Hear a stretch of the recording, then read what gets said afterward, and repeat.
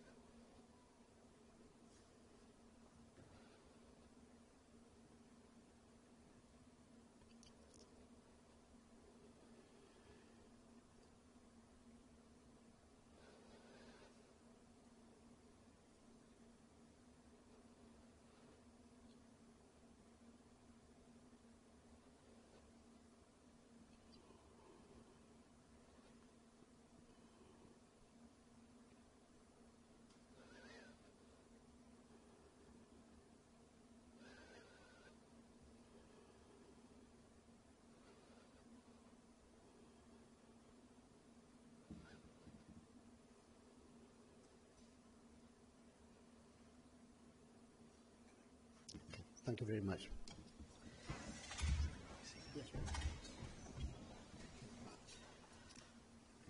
Right, we move on to item 2 now, minutes of the previous meeting. Is there a proposer? Thank you, Leader. Is there a seconder? Thank you, Councillor. Right, can we all vote on... Just to say, Presiding Member, we mentioned it before Council, just about the speed of the minutes coming back to elected members and importantly to the public, just making sure that we get them in a timely fashion. Thank you. And can I second that, Presiding Member? I think the last meeting we had on the 8th of April, we didn't receive a draft minutes to the 21st of May. It is frustrating, and perhaps you, as Presiding Member, chase them up on our behalf. I certainly would, and I'm sure officers have heard your voice.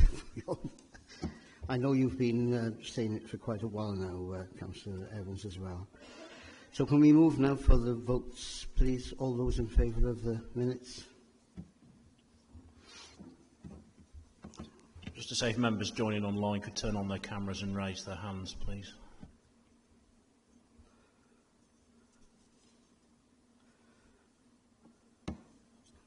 That's carried. Right, we move on now to appointments. Councillor Spencer. Thank you, President Member. All appointments and alterations are noted in the agenda. Right. Councillor Watford. Yeah, seconded. Right, okay. All those for, please can you put the cameras on?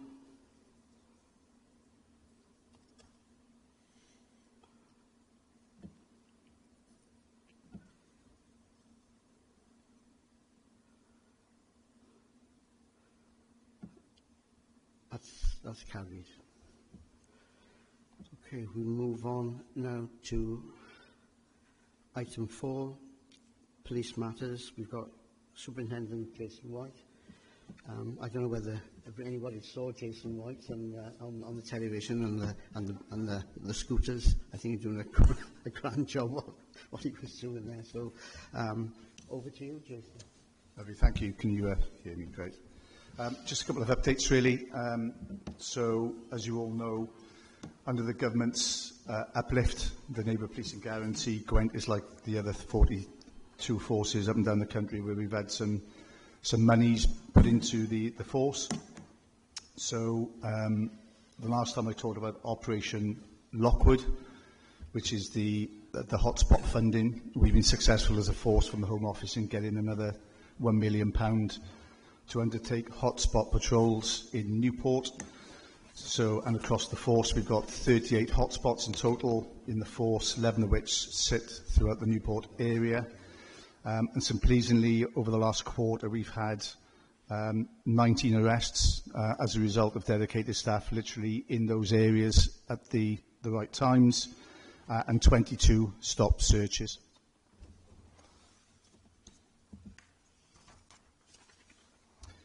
Additionally, through the course of this financial year, we'll see a natural uplift in dedicated neighbourhood officers as part of that commitment, including direct entry neighbourhood officers towards the end of this financial year, which is a welcome sight. And then you will see, not just in Newport, but throughout the force area, a natural uplift in visibility in communities. Another initiative which the Home Office has backed is something called the Safer Streets Summer Initiative, where we're going to be focusing on town centres, with the city centre being one of those.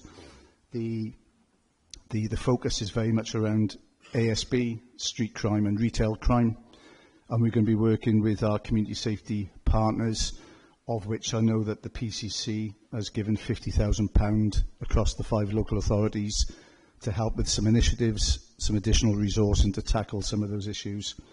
And that is already started from July throughout the months, including September.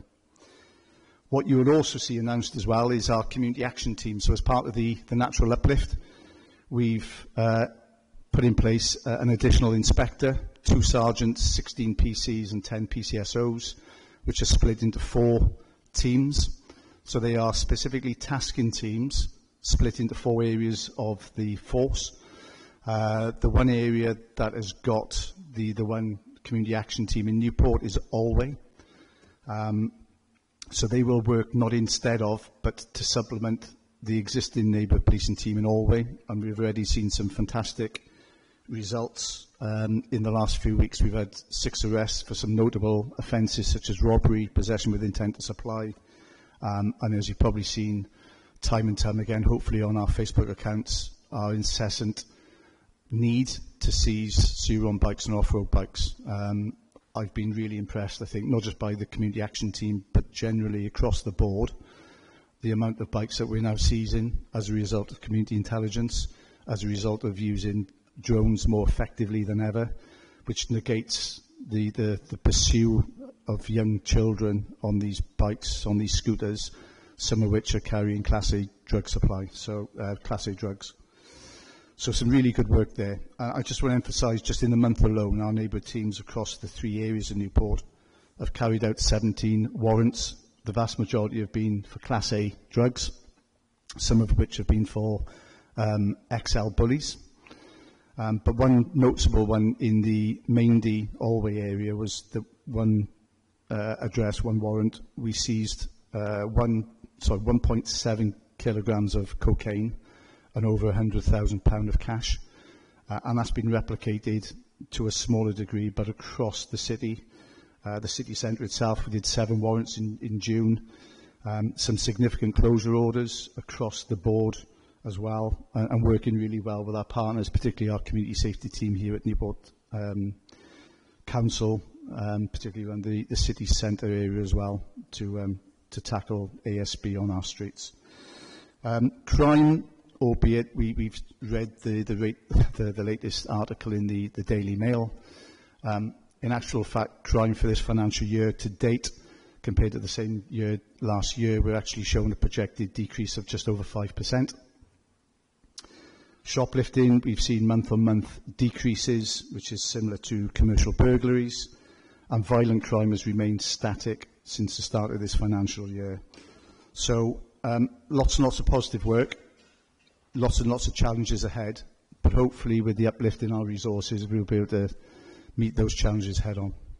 And that's it. Thank you. Thank you. I've got Councillor Corton. Oh, sorry. The leader. No offence taken, presiding member. Thank you, Superintendent Jason White. Just want to say great work on the bikes, because that is the most visible thing to our residents. They talk about it, I'm sure, in every single ward. They're quite a menace presence as well. They're quite intimidating as they zoom round in their masks. So keep on the good work and seizing those bikes. I think all of us welcome that hard work. What I want to talk to you about is a continuing, I get a lot of emails around aggressive begging in the city centre, and about certain characters, same characters over and over again. Could you just explain to the council what the police are doing on that front? Thank you. So, first of all, we're working really collaboratively with the council. So, in terms of the community safety wardens, but on Friday and Saturday nights as well with the street pastors, because it has to be a collaborative effort as well. Some of which is linked to shoplifting. So we've got some tried and tested plans in place around how we deal with retail crime. And that is going to naturally then dovetail into the action plan, which the Home Office has implemented under the Safer Streets. I talked about the Operation Lockwood, which is the hotspot patrols. So just to reassure you, is that 5 of those 11 hotspots are actually in the city centre area. And the resourcing has been designed in which that you will get a visible presence from dedicated officers over and beyond the resources that we normally put in on a Friday night. But these are paid overtime officers' resources to work until 2 o'clock in the morning on Friday and Saturdays, working very much with our partners with licensing, but also where we can then refer people, because you know it's important that we work and support with these people who are begging as well, to try and understand exactly what the core issues are. But we can't do it alone. We have to do it with the partners. And what I would say, Paul Turner, who's the sergeant there, has pulled together some quite effective working relationships, I think, with our partners in addressing it. Okay, thank you. Now, Councillor Cole. Thank you, Presiding Member. Chief Superintendent, I know that you're fully aware of the 2 illegal traveller encampments we currently have in Ringland, and that you and partners such as NCC are working through the necessary processes. I just wanted to further impress on you the concerns of the residents in Ringland and to reiterate how much disruption these encampments are causing. One is blocking access to Lamwen High School for young learners and parents, and the other is taking over a field that is held in trust for community recreational use. And all of this impacts our young people in the wider community. What can we say to our residents to reassure them that this is a priority? Thank you. And can I just say, Newport isn't on its own. I know that we've had some issues in nearby Mega, as well as recently as last night. So what I can say, without doubt, is that we're working very closely with the local authority, who is the landowner in this. And we've got some tried and tested protocols and procedures to deal with that in terms of the support that we provide the local authority in that. I think the message, and I've spoken to other councillors about this matter today, there seems to be a lot of misinformation that's circulating in the communities at the moment, which is causing some angst and understandably some concern as well.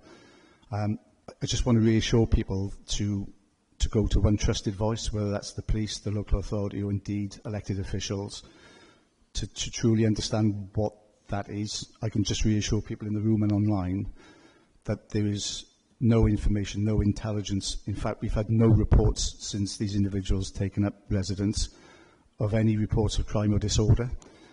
My understanding, and I've only had this the last few hours, is that there's a large presence of traveller communities down here to attend a nearby funeral tomorrow.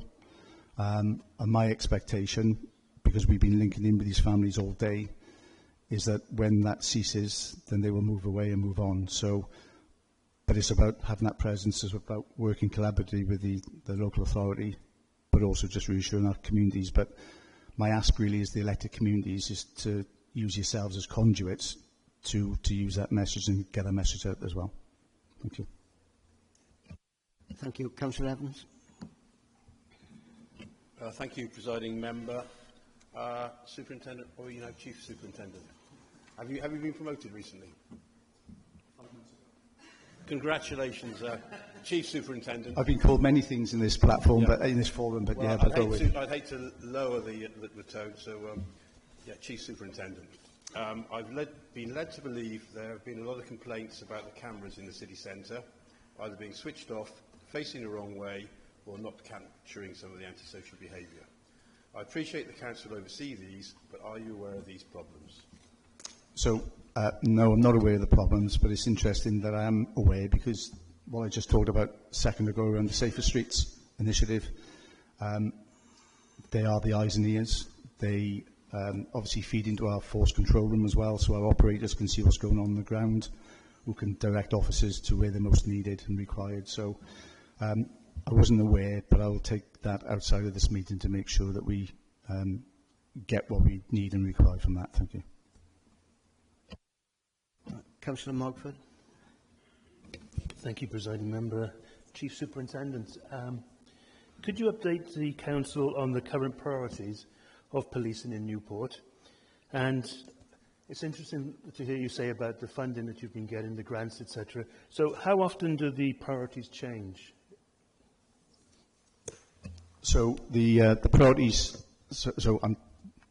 we can have lots of priorities, can't we? And I think, you know, I as the neighbourhood policing commander, I head up the neighbourhood policing pillar for Gwent Police for the whole area. So for me, my neighbourhood policing teams, it's very much around targeting activity. So really being on the front foot and being proactive, arresting the people that cause harm within our societies. Secondly, for me, it's around engagement, being visible, being responsive, being accessible, listening to what our communities need, and then tailor our services to that particular community. And the third one for me is around problem solving. So problem solving, so working with partners, working with communities to help manage the problem. What I would say for Newport, ASB, like most parts of Gwent, when we talk about the Cyngor on bikes and the ASB, absolutely, it's a priority for the government at the moment. And the reason why they're ploughing money into neighbour policing, part of that neighbour policing guarantee is to tackle and combat this growing escalation of ASB within our streets, particularly around town centres. Violent crime is another key priority for us, serious violent crime, serious organised crime. And I've talked to this forum very recently around the excellent work that the Serious Organised Crime Unit have in this area in terms of dealing with organised crime groups. And we had Safer Newport yesterday, where we had a really good update around the effective use and management of those organised crime groups within Newport. Violence against women and girls is a key priority for policing in general, and certainly within Gwent. And we have mechanisms and a key focus on that, and particularly around city centres and nighttime economy as well. Because it's not just about managing the offenders, it's about preventing it in the first place and educating people and having people there at the right time. So there's an absolute magnitude of priorities, but for me they are really key and important ones that we need to focus on here and now. Okay, Councillor Perkins. Thank you, Presiding Member. There was recently a major incident within the Gale ward involving a knife where a resident had their home broken into. Please thank the team who responded quickly and brought the incident to a safe conclusion. My question is why, as ward councillors, we no longer receive phone calls to inform us of major incidents within the ward. When Mervyn Priest was in post as part of the community policing team, we were told directly of these incidents. This is no longer happening. I would also like to ask you to pass on my thanks to PCSO Matthew Baker for calling with me and Councillor Marshall to an elderly lady who had experienced issues with her neighbours. I know she has felt reassured by his friendly manner and conciliatory tone. Community policing is not all about the criminals.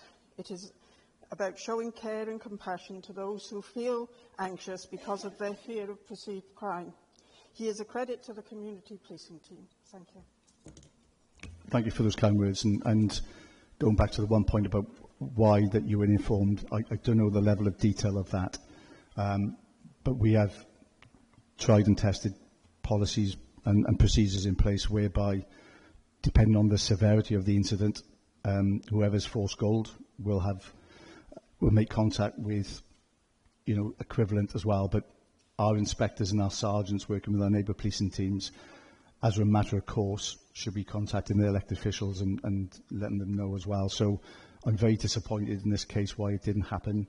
I'm not sure the circumstances, whether it fell on a weekend or a certain time of day where there was nobody working maybe and it wasn't picked up, but I'll look into that further. Thank you. Thank you. Councillor Rheoli'r. Chief Superintendent, thank you. And it's good to see that you aren't actively, as a force, trying to rid society of the menace of cocaine and other Class A drugs and other drugs that are blighting everybody's ward and everywhere right throughout Wales as well. But here in Newport, thank you for what you're trying to do there. But I wonder if you could tell me, because you know there's a lot of money involved in this. You mentioned sums of 100,000. You took, what, 1.5 kilos away. It's big industry. So that's what it is. It's an industry. But what would you like to see as a police force, or what are you doing as a police force to help the rehabilitation of those people who were caught in the cycle of drug addiction? Because that not only devastates their life, it has a massive impact on the whole of the community, because they have to fund this habit. And how do they fund the habit? By theft, by deception. It destroys families, it destroys everything. Rehabilitation, what are we doing? How can you support it? And what would you like to see done? Thank you. So you're absolutely right. And I think I'll just give an example, a simple example of shoplifting. So we have prolific offenders across Gwent, but, and also including Newport, where people commit anything upwards of 15, 20 offences of shoplifting and other offences. But the sentence that they receive at court, they're in for a short period of time, and then they're out. And that period of time that they're spent inside isn't long enough to have that meaningful intervention to break that cycle of activity. So they come out and they just carry on the way they're doing. I'm in the process of looking at a retail crime strategy, which is going to naturally dovetail into our forces action plan around ASB and street crime and retail crime. Part of that is around prevention and rehabilitation, and what can we do to look at interventions early or otherwise, but also to pilot things such as tagging schemes so that we can work alongside partners, housing, probation, to prevent them going down that path. And I think the ASB strike process is so fundamental in stopping and preventing those children mainly, but also adults, from tipping into that world of crime at an early age. So it's about making sure that we identify them through that pathway, and then they have that meaningful intervention and support at the early stage. But I'm absolutely open to ideas around, and I've been looking at forces up and down the country who are introducing some early intervention schemes, particularly around shoplifting, to see what we can do to try and break that cycle of habit and crime. Thank you. I got Councillor Spencer. Thank you. Chief Superintendent, firstly, I'd like to ask you if you could pass on the Beechwood Councillors' thanks to Inspector Giles and his crew for the way they have handled the unfortunate fatality we've had in Beechwood several months ago. It hasn't been easy for residents and councillors as well, with things we've had to deal with. But the handling has been outstanding. There's still a few things that going on, and I know Rheoli'r and the council are doing their best to deal with that, and hopefully it will be over soon. So please could you pass on our thanks. Yes, I'll pass that on to Inspector Giles. Thank you. Councillor Cleverly. Thank you, Presiding Officer.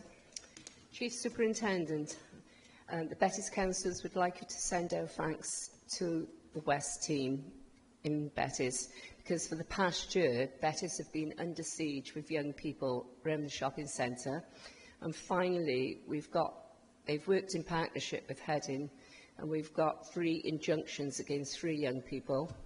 And also, can you please thank the West team for the recent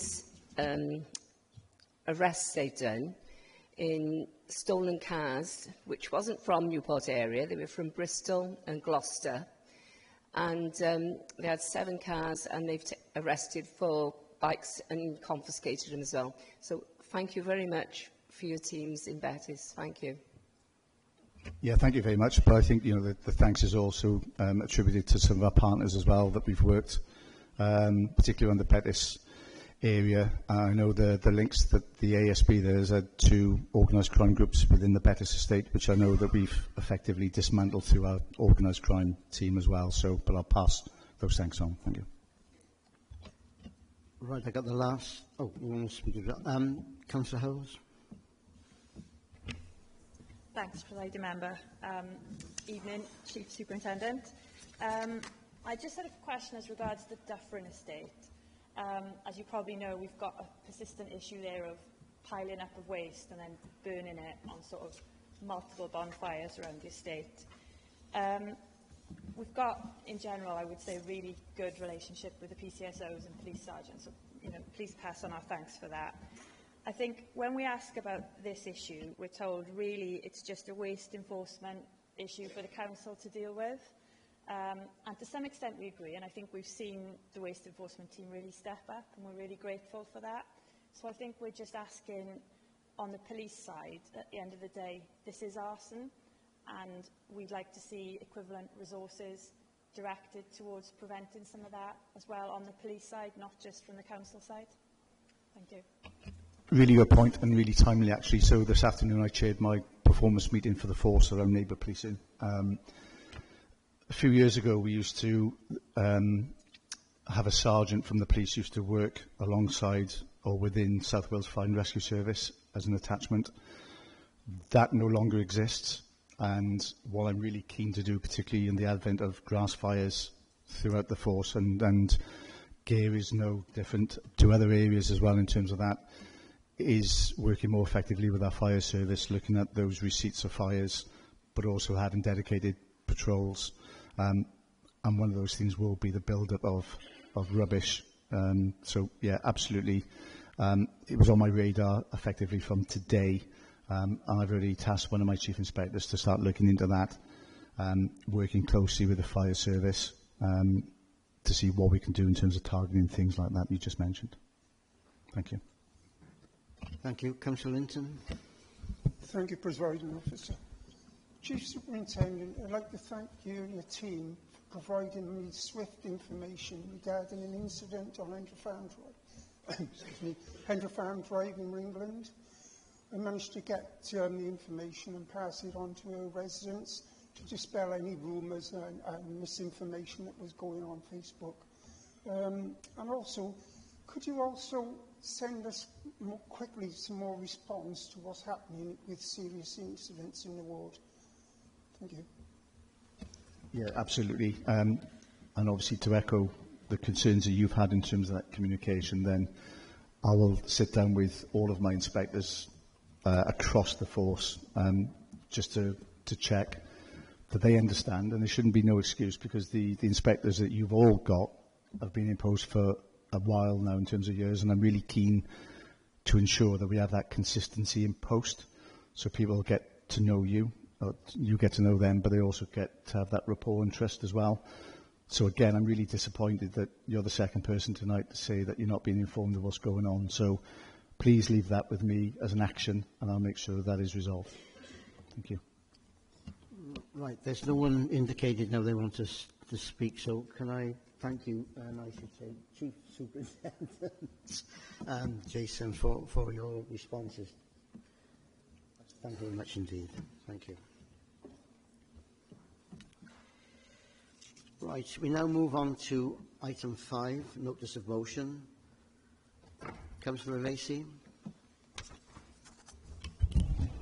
Thank you, Presiding Member. So I'm notice of motion which is promoting neurodiversity, inclusivity in Newport. This council recognises the importance of fostering an inclusive environment for all residents, including those who are neurodivergent. Approximately 1 in 7 individuals in the UK are neurodivergent, experiencing the world in unique ways due to conditions such as attention deficit hyperactivity disorder, autism spectrum conditions, dyslexia, developmental language disorder, dyspraxia and dyscalculia. Neurodivergent individuals often face significant challenges, including difficulties in securing employment, increased mental health diagnoses and barriers to accessing public services. Despite these challenges, neurodiversity brings invaluable strengths and diverse perspectives that greatly benefit our community. Creating a neurodiverse friendly city requires a comprehensive approach that involves both raising public awareness and understanding and designing spaces that accommodate the specific challenges faced by neurodiverse individuals and their families. Simply responding with kindness and compassion when witnessing a potential meltdown, such as offering a quiet space, can be immensely helpful. These small changes collectively can significantly improve the lives of autistic people and their families. This Council acknowledges the proactive measures taken by other local authorities to support neurodiversity, such as Greater Manchester's Autism Strategy and Leicester Council's Every Voice Counts initiative, and more locally, Neurodivergent Friendly Cardiff. Inspired by these examples, Newport City Council is committed to enhancing its inclusivity for neurodivergent individuals within our city. This Council therefore resolves to develop a neurodivergent strategy, instruct the Cabinet to formulate a comprehensive neurodiversity strategy. This strategy should ensure that all council services are equipped to identify and meet the needs of neurodivergent individuals, include provisions for neurodiversity training for all council employees, school governors and stakeholders involved in delivering public services, promote awareness and acceptance, actively support and promote awareness campaigns such as Neurodiversity Celebration Week, World Autism Acceptance Week, ADHD Awareness Month and Dyspraxia Awareness Week to foster acceptance and understanding across Newport.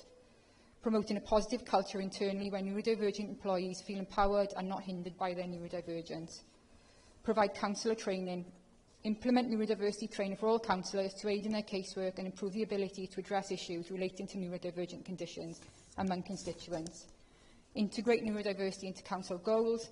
Ensure that neurodiversity is considered for the council's well-being council wellbeing goals and incorporated into the strategy for building a stronger, fairer, greener Newport, aligning with the next corporate plan. Encourage public participation, actively encouraging neurodivergent individuals to participate in public life by running for councillor positions, becoming school governors and engaging in other community roles. And implement reasonable adjustments. Review and implement reasonable adjustments to ensure that the role of councillor is accessible to neurodivergent individuals. This will enable the council to harness skills and talents of all residents for the benefit of Newport. By adopting these measures, Newport City Council will demonstrate its commitment to creating an inclusive, supportive and equitable environment for all neurodivergent individuals in its community. This motion is deeply personal to me. As someone who is dyslexic, autistic and has ADHD, I know firsthand the struggles that neurodivergent people face. I wasn't diagnosed until I was in my 40s, after years of being misdiagnosed, misunderstood and even told I had bipolar disorder, when in fact I was burnt out from trying to survive in a world not designed for minds like mine. My two daughters are also neurodivergent, one with dyslexia and the other one with ADHD and autism. Watching them navigate school, friendships and life has shown me just how much change is needed. We need to create environments that work with neurodivergent minds and not against them. This is why making Newport City neurodivergent friendly is so important. It's not just about adjustment, it's about inclusion, compassion and respect. This means clearer communication, flexible policies, workplace understanding and staff training to better support neurodivergent people. Neurodivergent individuals bring creativity, resilience and unique perspectives. My journey helped shape who I am today, a councillor, an advocate and a proud voice for change. And I'm not alone. We're lucky in Newport to have community-led groups like ADHD Plus Newport and Breeze and the Newport Autism Support Group, all doing vital work to support our families and raise awareness. And in true fashion, I've taken this further as I am now an ambassador for ADHD UK and the Autism and Neurodivergent Champion for the Gwent region, working alongside incredible advocates across the UK to push for national and regional change. But policy alone isn't enough. We need empathy, especially for our families. So let me say this clearly. When you see a child having a meltdown in public, don't you dare judge, don't whisper, don't roll your eyes or don't blame bad parenting. The real problem isn't that child, it's the adults who refuse to understand. Take our relaxed sessions at the splash pad, designed to be safe, sensory, considerate spaces for neurodivergent children to play without fear of judgment. Yet some parents complain, mutter that this is an inconvenience. This attitude is disgraceful. If a child's moment of peace offends you, the problem is not with them, it's with you. Try walking a mile in their shoes. Try facing daily sensory overload, exclusion and stigma, then to be told your joy is annoying someone. It's isolating, it's exhausting and it's totally avoidable if we choose compassion over criticism. Let's make Newport a truly neurodivergent friendly city where people don't just survive, they thrive, without judgment, without barriers and with the dignity and understanding that everyone deserves. Thank you, President Member. Thank you, Councillor Lacey. That was an excellent report and I think passionate as well. Can we have a seconder to that, please? Yes, Chair. Right. Do you want to speak on now or later? Speak now, please, Chair. Sorry? Just to speak now, please. No. Come on then, please. I couldn't quite hear that, that's all. Oh, thank you. So I'm proud to stand here and second the motion today, not just because it's the right thing to do, but because it is personal. Like many people, I didn't grow up knowing that I was neurodivergent. I was picked up as dyslexic while I was in college after years of being told that I needed to try harder, to concentrate more, lazy, and to be more like everyone else. More recently, I was also diagnosed as being on the spectrum. And to be honest, that diagnosis does explain a lot. It didn't change who I was, but it did give me the language and understanding both of myself and of the world that I've been navigating. For many of us, that's what being neurodivergent often feels like, and you're expected to keep pace in a world that wasn't built with you in mind. And if you struggle, the assumption is that you're the problem. But the truth is, it's not about fixing people, it's about fixing systems. And this motion isn't about ticking a box or creating more paperwork. It's about putting people at the centre, real people with different brains, different ways of processing, communicating and experiencing life. It's about making Newport a city that doesn't just tolerate difference, it embraces it. Because we know that the challenges are real, disproportionate health issues, barriers to public services, stigma in education and employment, but we also know the strengths, creativity, innovation, deep focus and unique perspectives that make our communities richer. We can't afford to keep overlooking the potential of those 1 in 7 people. And we need to make space for neurodivergent voices in leadership, schools, decision-making and everyday life. So I do welcome the call within this motion to train councillors, staff and stakeholders alike. I welcome to promote awareness weeks and adopt a whole council strategy, and especially welcome the commitment to making roles like this one, councillor, more accessible to neurodivergent people, because I know how isolating it can feel at times in different spaces of power, but I also know how powerful it is when we begin to change those spaces. So let's make it our legacy today, not just for the neurodivergent community, but for all of us. Thank you. Thank you, Councillor Marshall. Again, very passionate. I have now 6 people want to speak on the motion. Councillor Reynolds.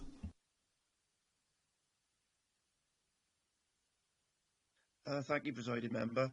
I just want to speak in support of this motion. I mean, from my point of view, it's a very welcome motion. I really do hope the Council will support it unanimously. Neurodivergence, thankfully, it is much better diagnosed nowadays. It's better understood than it used to be. But there is still a lot of prejudice, whether it's conscious or unconscious, more than we'd like to see. I mean, just for example, a lot of us have probably regularly seen posts on social media ridiculing people with ADHD, using phrases like, in my day, we just called them naughty, usually with a lot more offensive language attached to it. My response to those posts is quite often to say, yeah, we did in those days, and we also used to dismiss dyslexic kids as just being stupid. But thankfully, society's learned, we've matured, we've moved on, we've learned a lot more. And a lot of those dyslexic kids now, they've grown up and they've achieved amazing things as adults. The same thing has happened and will keep happening with neurodivergent children as well, as we get to understand the issues better. Those opportunities should and will get better. At the end of the day, I just think this is an issue of equality, is equal opportunities. It's just so important to so many people. There's a massive pool of talent there that's being potentially wasted. I think Councillor Marshall just alluded to that. And all it takes is a few simple, reasonable adjustments to allow those people to really thrive. So I really am asking Council to please support this motion. Thank you, Presiding Member. Thank you, Councillor Reynolds. Councillor Perkins. Thank you, Presiding Member. I'm very happy that Councillor Lacey has brought this motion that is seconded by my fellow Ward Councillor, Councillor Marshall. I am a member of USDOR, the Union of Shop, Distribution and Allied Workers, proudly known as the Campaigning Union. We have recently held a campaign spotlight day, celebrating different minds, to raise awareness of and to celebrate neurodiversity, to encourage open conversations about neurodiversity, not only in the workplace but everywhere, to work with employers to create a welcoming and inclusive workplace for neurodivergent people and those who care for them. We were supported on the day by members of Social Services team who were able to give helpful information to colleagues and customers at the Tesco store where the event was held. At least 1 in 7 people are thought to be neurodivergent, and many only finding out as an adult. Those adults have spent a lifetime of trying to fit in by suppressing or trying to hide their usual behaviour. There are many neurodiverse conditions, and they are often referred to as spectrum conditions. This means that everybody's experience of their condition is different, and even those with the same type of neurodiverse condition will have a different experience. Being neurodiverse does not mean that people can never make friends, attend mainstream school, have relationships or get a job. Although some people may need extra support and others may need support of a carer every day, making space for these neurodiverse people to be themselves and working to their strengths while being aware of the challenges they may face is key to creating inclusive and supportive environments. Let's make Newport that welcoming place. Please support this motion. Thank you, Councillor Perkins. Councillor Corden. Thank you, Presiding Member. I welcome this motion and fully support it, and I'd like to commend Councillor Lacey on her bravery and bringing her lived experience to all of us to make lives better for other people. As the Cabinet Member for Culture, I know making culture and art spaces more neurodivergent friendly is so important and is key to helping to break down barriers to ensure that everyone can access arts comfortably. As part of the 2026 Music Trail, I'm pleased to share that we will be working with the Gig Buddies charity. It's a charity that supports people to access live music with a volunteer gig buddy. As part of what they'll be offering in the Music Trail next March, will be a sensory area for people to take a breather, allowing them to recharge and take a moment before they get back out into the city centre to enjoy the action. And I'll be ensuring that we implement more strategies like this as we go through more events. Thank you. Councillor Jordan. Yeah, thank you, President Member. Like Councillor Lacey, you know, she's lived through it. I've lived through it as well. My grandchildren, you know, they're both autistic, everything else. My daughter, she and a couple of members members there have run groups themselves. You know, my daughter's actually set up a group with another couple of mums as a group called And Breathe. You know, they look after, they try and help families with disabled children in all different types of aspects of all neurodiversity, autism, everything else. You know, my daughter has a lot of challenges with the two children, and I've gone through with them as well. She went to London not so long ago, a few months ago, and did a presentation in London to a wider group of people across the country. They've totally supported her and her group of what they've done. You know, and if one for people like my daughter, I know that other members of the public as well, you know, their families, none of this could never come about like this. You know, they do really hard work for themselves. You know, they help others and to support others as well. So I totally agree with what Councillor Lacey said. I do support this motion as well, and I will totally will do. Thank you very much. Thank you, Councillor Jordan. Councillor Davis. Thank you, Presiding Member. First, I want to share everyone's thanks to Councillor Lacey for bringing this motion forward. In education in schools across Newport, it's already recognised that the right environment enables learning, and classrooms are currently being thoughtfully redesigned to support those with sensory sensitivity and diverse attention styles. Alex Smith, head teacher in Gare Primary School in Mays Glass, has been a huge advocate for reducing sensory overload in our classrooms with the adoption of muted colours and the use of natural fabrics, simple decoration and the creation of appropriate spaces in which to learn. The positive impact has been astounding, and it's great to see other Newport schools similarly transforming their classrooms. We also need to thank Richard Drew, head teacher of Ysgol Branduru, our first neurodivergent school in Newport, for his ongoing support for all our schools across Newport, with his willingness to provide training and advice which ensures there is a consistency of approach across the city. Teachers and teaching staff are so grateful as his guidance is inspirational. He is a strong advocate and support for those with a neurodivergent diagnosis. What we all recognise is that there is an increasing number of children who are presenting as neurodivergent, and there are many good reasons for this, including improved diagnosis and a better understanding of presentation. What matters most, and this relates to our children to adults who may well still be striving to understand why they feel different, is the sad truth that all too often these individuals with a neurodivergent diagnosis are at high risk of living a sad and unhappy life. Evidence shows that compared to non-neurodivergent people, 70–80% of those individuals are more likely to have a poor mental and physical health experience, educational entertainment, unemployment and underemployment, victimisation, socialisation and premature mortality. By making Newport a neurodivergent-friendly city, we don't just help those who think differently, we enrich our entire community, we foster empathy, promote inclusivity, spark innovation and strengthen social bonds. We create better outcome for those with a neurodivergent diagnosis, and I believe this gives us a purpose and a clear rationale and understanding of these individuals, and it's why this motion matters. As an inclusive city that welcomes and celebrates diversity, this is an important and appropriate next step. Thank you. Thank you, Councillor Davis. Councillor Mogford. Thank you, Presiding Member. I support this motion, Councillor Lacey. I feel I can speak on the matter because it seems a lifetime ago, when I was mayor, I got exposed to a lot of neurodivergent children and adults through my ventures around the city. And many times I would ask when I had an audience how many people are aware of my charity at the time, Sparkle. And I was absolutely surprised to see how many people not only put their hands up, but had anecdotes to say as well, because I've been lucky, I suppose. I don't know many people. That's not the right way to put it, sorry, but I haven't been exposed to this problem, and only through, since I've become mayor for that year. There's so much support out there, and you know, it's a good cause, it's a good motion. You know, I don't want to say much more. Thanks. Thank you, Councillor Mountford. Councillor Hells, Rhiannon Hells. Thanks, Presiding Member.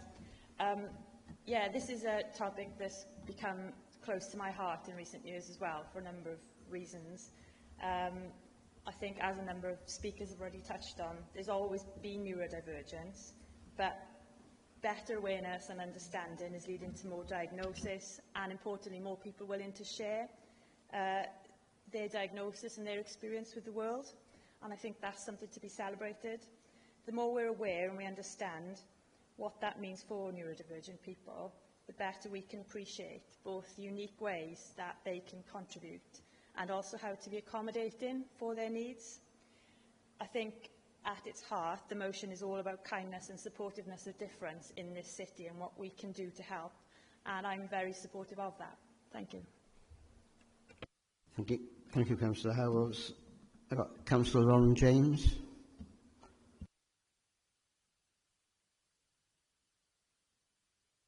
Thank you, Presiding Member, and thank you to Councillor Lacey for bringing this motion forward.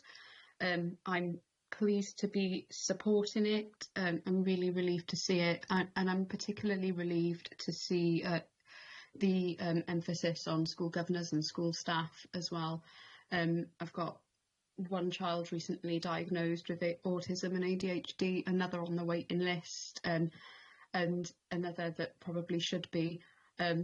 On reflection, I should probably also be on a waiting list as the parent in common here, but hey, and I've really seen how the world can treat autistic people in general differently. I've seen, you know, how easy it is for autistic people to thrive when their needs are met. I've also seen firsthand how easy it is to get it wrong, whether it's writing off someone's experience of bullying as taking it too literally, or consistently giving children with ADHD demerits for lack of focus and lack of effort in school, and that can have a huge impact on how they experience education and therefore how they experience the rest of their lives. So I'm pleased to see this motion, Councillor Lacey, and happy to support. Thank you, Councillor James. I've got Councillor Evans. Thank you, Presiding Member. The Conservative Group will, of course, support this motion, although I was tempted to add several amendments, but I think it's already long enough, which is my only criticism. We all know people who are autistic. For instance, a friend of mine is not afraid to tell you. He is proud of it and lives a very normal life, successful, although certain issues can cause him problems. Others, admittedly, are not so lucky and struggle with basic tasks and instructions. I accept the need to raise awareness of complex behaviour and for me to get a greater understanding of how I and others can help people, although I'm also mindful of other groups who may feel excluded. I want to encourage people from all walks of life, backgrounds and abilities to participate actively in public life in Newport. It is reassuring to see so much support and progress with organisations we mentioned like Sparkle, and I know we wouldn't have had this debate even 10 years ago in this chamber, so I sincerely hope this motion helps. Thank you, Councillor Evans. Councillor Rheoli'r. You know, I was privileged for 20 years to work with people, at that time we called them people with learning difficulties. I'd never seen it as an LD. I've seen they had different advantages and different ways of doing things. There wasn't a difficulty. It was something that I never understood at that time. But after 20 years of working with people before the word neurodivergency was ever invented, I welcome that now, and I welcome everything about this. I think Councillor Lacey has shown great courage, and for me, I just like to say thank you for that. And we do have respect, we do have compassion, we do have empathy. I mean, when we're all sitting in this chamber, and later we might have a go at each other, don't forget we are human beings as one. We all have different aspects, and we all come from different perspectives. But we have one common goal, and that's to ensure that everybody has equal opportunity to everything that we have opportunities to. And to show compassion is where we start. But I want to ensure that whatever we do, and I don't know how we're going to find it, but we find money to support what we have to do. We find money to support. Kind words are great, but sometimes people forget that kind words have been said. But whatever we put in place, let's make sure we can financially support it. And even if we have to set up, I don't know, a regular lottery amongst us all, I'm willing. And I think everybody in this chamber and council will be willing to be behind you 100%. Councillor Lacey, thank you so much. Right, thank you, Councillor Rheoli'r. Councillor Cleverly. Thank you, Presiding Officer. We welcome this motion, and as a retired youth worker, over many years I have supported young people in their activities and whatever they needed. And also on a personal note, I left school at 15 with no qualifications. I was 45 when I went to uni and found out I had word dyslexia. So we definitely welcome this motion and will be supporting it. Thank you. Thank you. Councillor Harvey, Councillor Deb Harvey. Thank you, Presiding Member. Well done, Councillor Lacey, on bringing this forward. It's about time, really is. A few bits to mention is, I don't think it was too long. I think it was absolutely brilliant. And I've got to say, there but for the grace of God, any one of us could have a son, a daughter, a mother, a father, grandchildren, great-grandchildren, nephews, nieces. They could all be affected with this. It is, for me, as the kids will tell me from my secondary school, Lamwyn High, a superpower, because that's how they view it. It's their superpower. The parents fight fiercely for their children, and so they should, and I take my hat off to them. It's a difficult, difficult thing to have to bring up a child with these needs.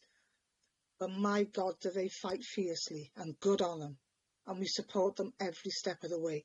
And if ever anyone is feeling down in the dumps, have a word with my head teacher of Lamwyn High, Damien Lawler, and just observe our older provision. Because I tell you what, you walk out of there with the biggest smile on your face, the way those children are, and the way they encompass and embrace each other. It's really heartwarming. So once again, well done, Law. And I'm really, really proud to support this motion. I've got the leader now. Thank you, Presiding Member, and it's really pleasing to hear the cross-party consensus on such an important issue that affects many of us, whether we realise it or not. You know, Councillor rightly said in the past, those children were referred to as learning difficulties, and I had a sister who had severe learning difficulty, and Councillor Harvey talked about the superpower. While she couldn't verbalise her words or write an essay nowhere near, she was the kindest and most trusting person, and would always say hello to every stranger, and I thought that was a superpower anyway. Better person than me. And, you know, I hear Councillor Rowley words about money, and he's quite right. You know, it's all great having warm words, but do we back it with money? And I've been to nearly every school. We're nearly there, aren't we, Councillor Davis?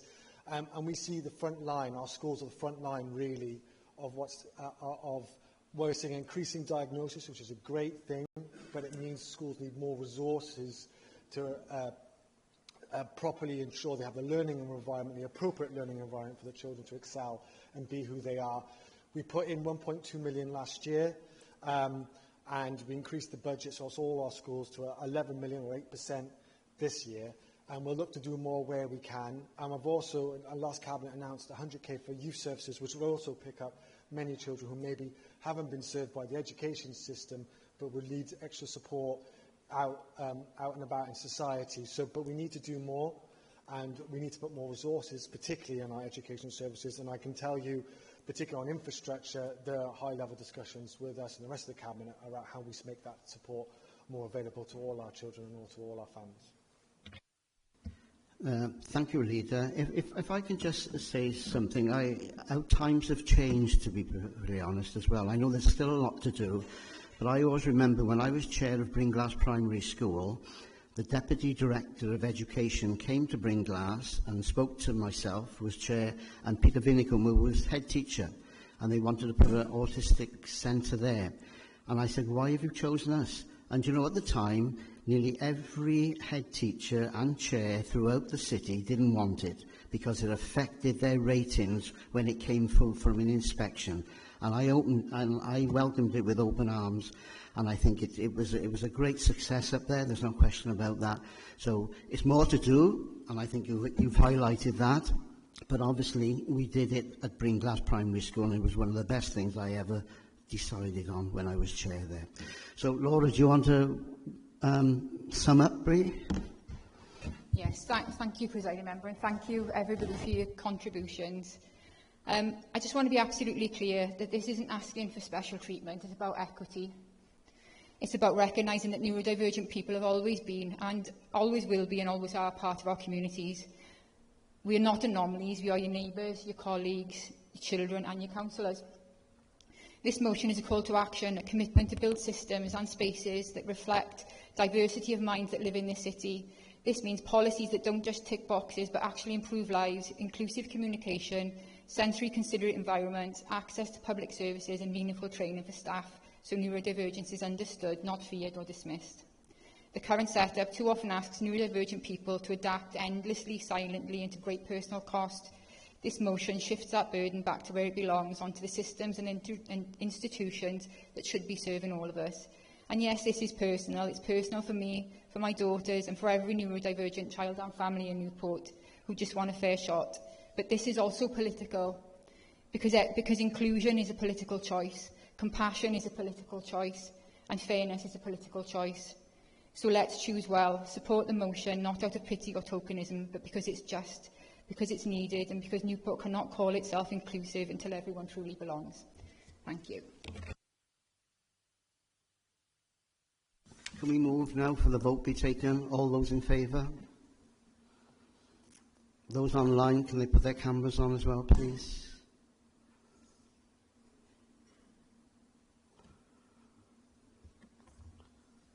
Members in the chamber can put their hands down. Someone to speak again, I think, with their hands. Okay. It's carried anyway. All right. Thank you very much, councillors. We move on now to item 6, the Treasury Management Year-End Report. Leader. Thank you, Presiding Member. This report is to inform Council of its Treasury activities undertaken within the financial year 24-25. It outlines our borrowing and investment activities during the year, provides an update, outlines compliance against the agreed prudential indicators, and provides an outlook for the forthcoming year and medium term. The report has been considered by the Governance and Audit Committee and Cabinet, who have no comments for Cabinet's consideration.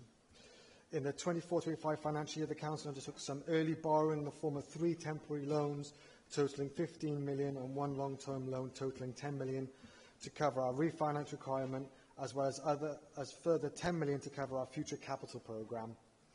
We also took out 25 million of very short-term borrowing to cover cash flow at the very end of the financial year. As a result, total borrowing increased by 31.3 million from March 24 from 137.1 million to 168.4 million. 25 million of borrowing that was undertaken was to cover 2 large loans that were due to mature at the end of March 25. There was no significant change in the Council's investments throughout the financial year, although there was significant movement throughout the year due to taking out long-term borrowing early. We were able to reinvest that in the short term.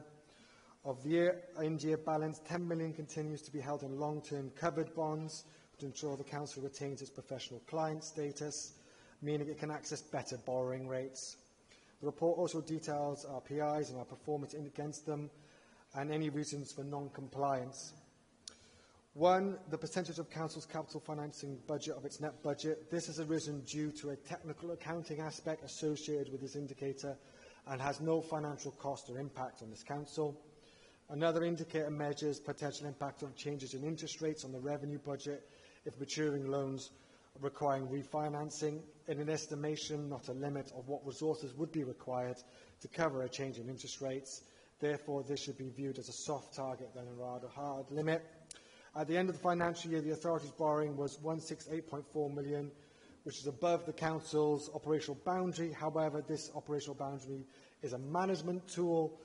For in-year monitoring, it is not significant in the operational boundary on occasion due to variations in cash flow, and this is not accounted as a compliance failure. Our outlook for the next few years is further need to borrow as our capital programme is delivered and our reserves are used over time. There are risks that the remaining LOBOs could be need redeeming, but the hope is that equivalent, if not better, interest rates could be accessed for any replacement loans. I know the Bank of England has sort of indicated that in the press, and hopefully they follow through. Officers will continue to monitor interest rates closely to ensure that we always get the best interest rates for any new borrowing in liaison with our external Treasury advisors. In short, and in layman's terms, we're borrowing heavily on our school rebuilding programme. That's why we're borrowing quite heavily, as you'll see in the Treasury management. I think, given the previous discussion, and many of you are, if not all of you, are on school governing boards, our schools need huge amounts of investment. It's the right thing to borrow. We need to manage that carefully given interest rates, but as they go down, we will take a prudent action to borrow at lower interest rates, which is better for the taxpayer as well. I also note, I hope Council notes this report on our treasurement activities, and I put it to Council. Thank you, Leader. Is there a seconder? Happy to second. Right. Do any member want to speak on the item? So I suggest then we move to the vote be taken. All those in favour? Those in the online, can you put the cameras on, please?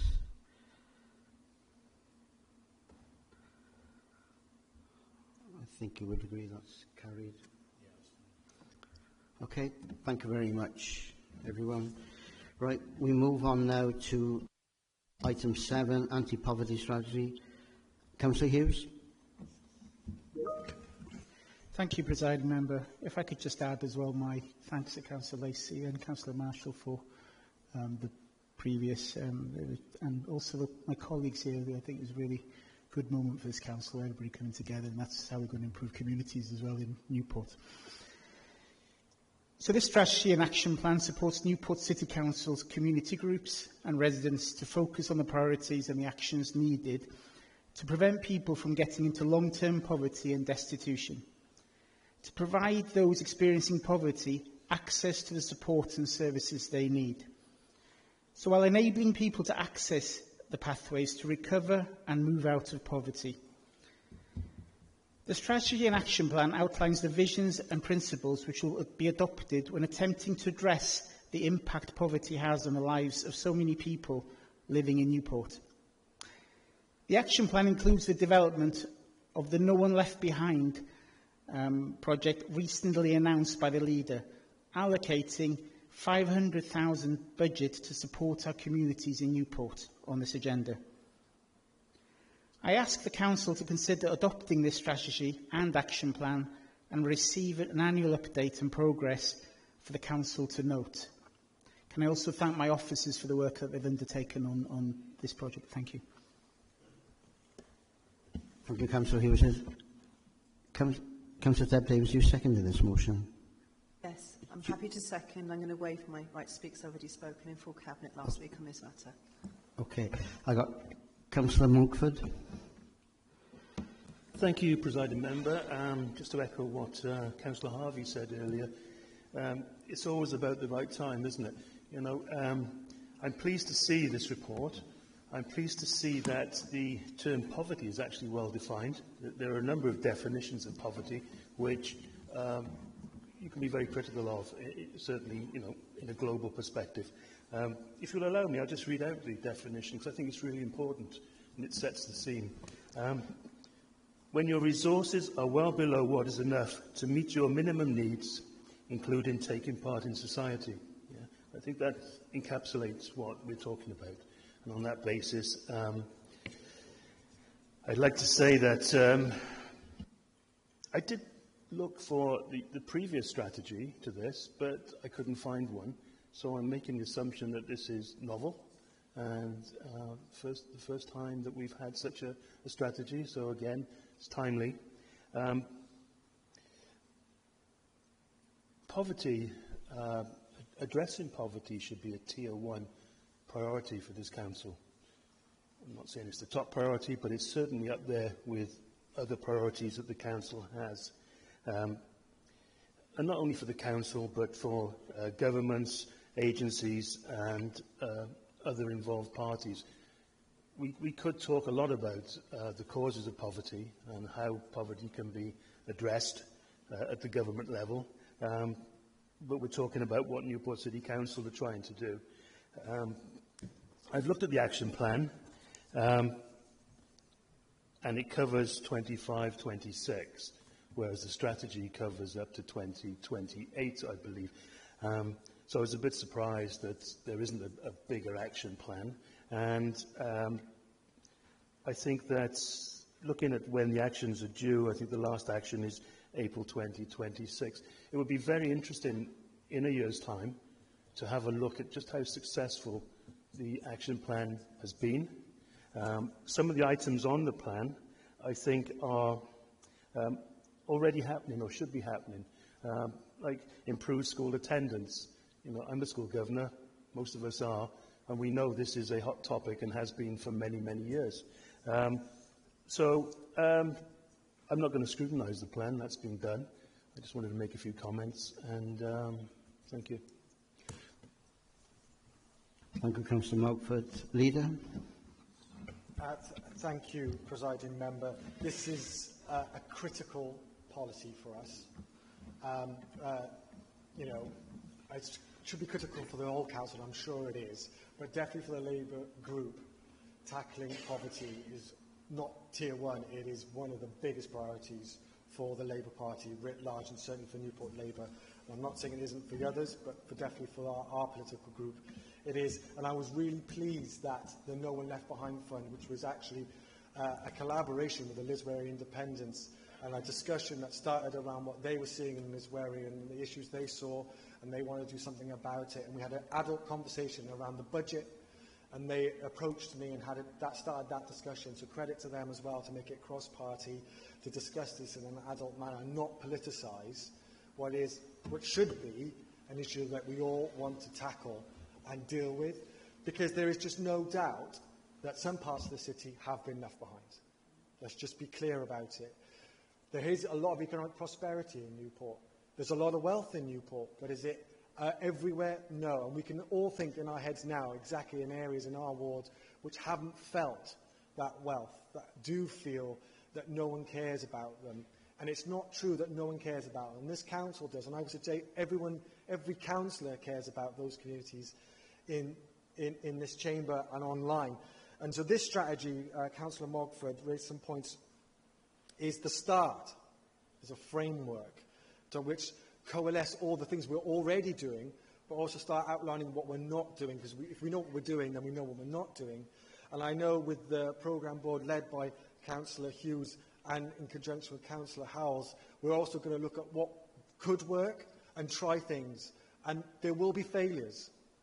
And as a political leader, I'm willing to accept funding something that doesn't work, because if we don't try, then we won't know what does and doesn't work.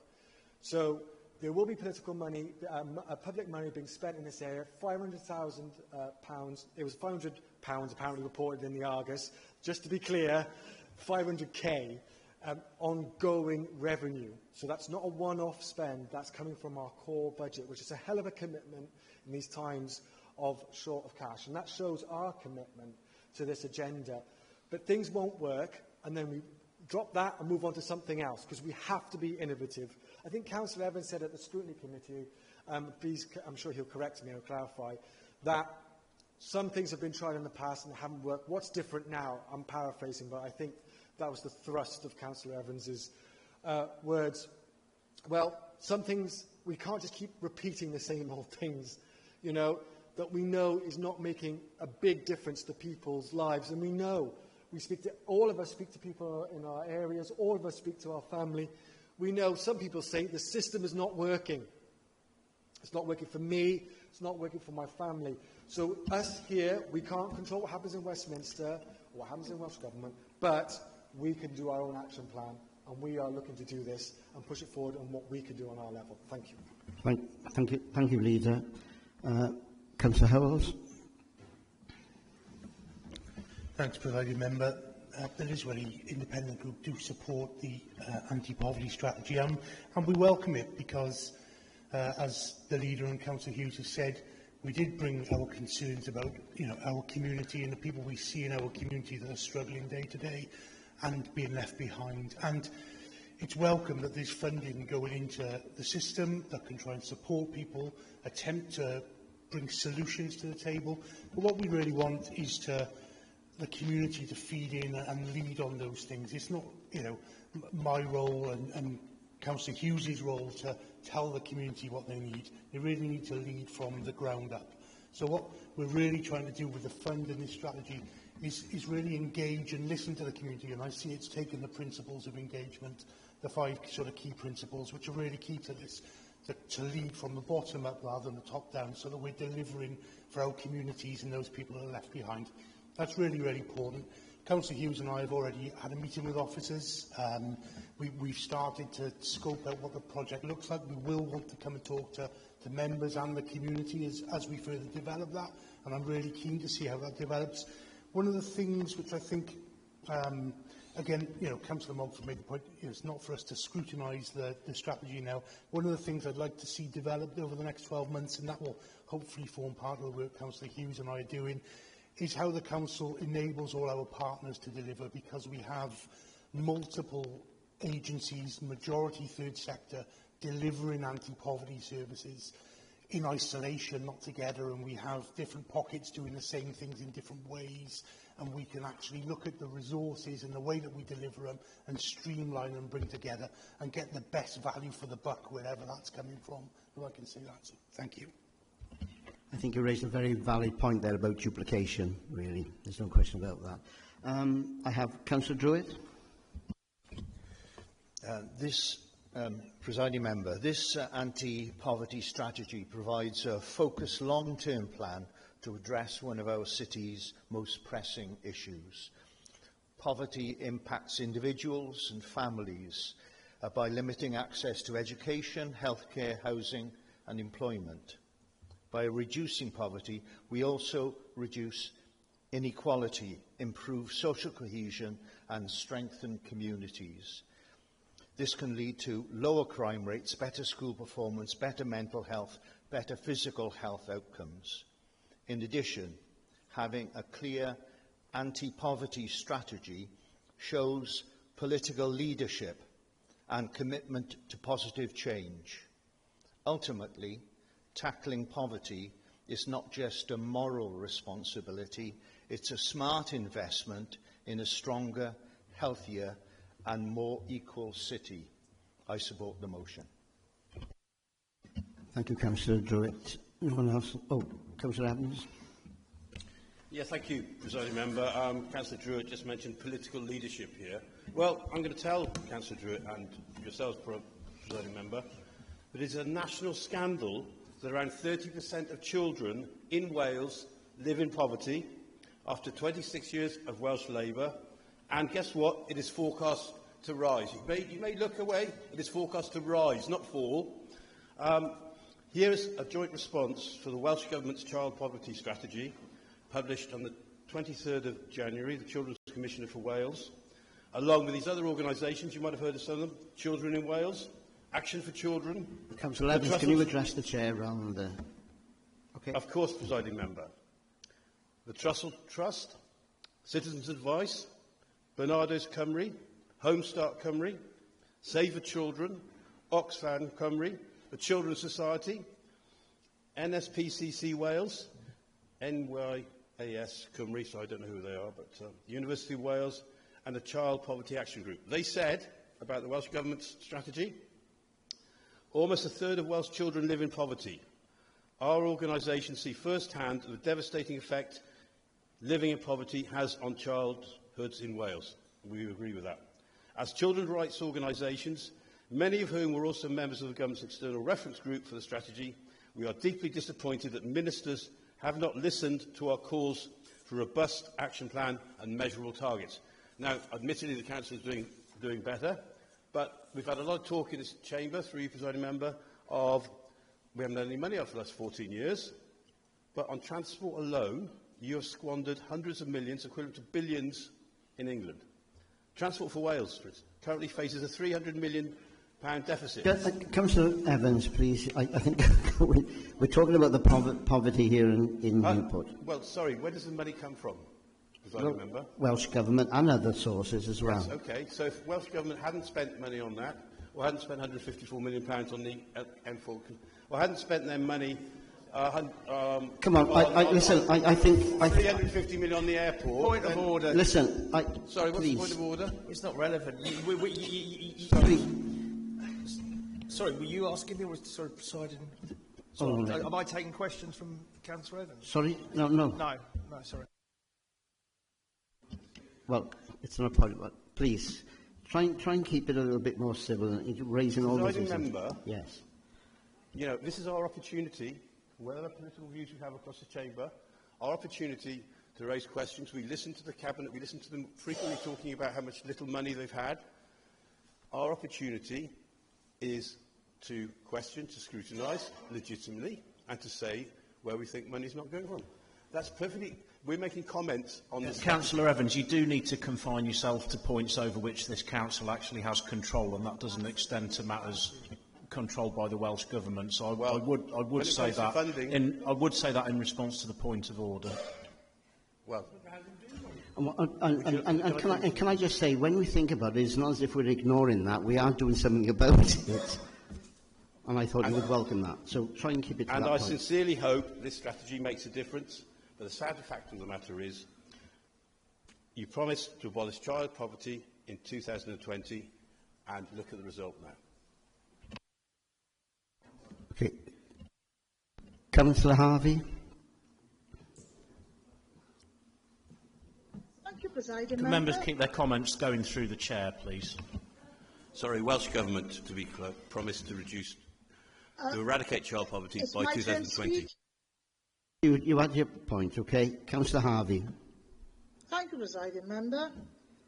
I've just done a quick Google search, and shockingly, 4.5 million children are in poverty in England, over 31% of them. So, one thing I can tell you, I learned, being a councillor, was how to open a warm hub, how to open a food parcel. Councillor Harvey, you're doing exactly the same as Councillor. I'm just answering the questions, Presiding Member. I'm allowed to speak what I want to speak, thank you. No. Food hubs, warm hubs, I have done it all. So this strategy, actually, is more than welcome. And as we opened a warm hub in Orway, that's now progressed to a food pantry. It's a crisis centre. We have Citizens Advice Bureau working out of Allway. It's actually a really good template for all the other community centres in Newport, because the one hand is shaking the other hand, and it's a joined up approach, and everything gets resolved in one meeting instead of being told to go to town, go here, go there, go everywhere. It's all done in the one centre. And I want to put on record my thanks to the Prevention and Inclusion team working out of Always Community Centre, because they are absolutely phenomenal. And if they can't fix it, they find someone who can. Councillor Howard, there's no question about the good work that you and your husband do in Allway. There's no question about that. And there's the support. There's no doubt. I can't fault it. I've got Councillor Rheoli'r.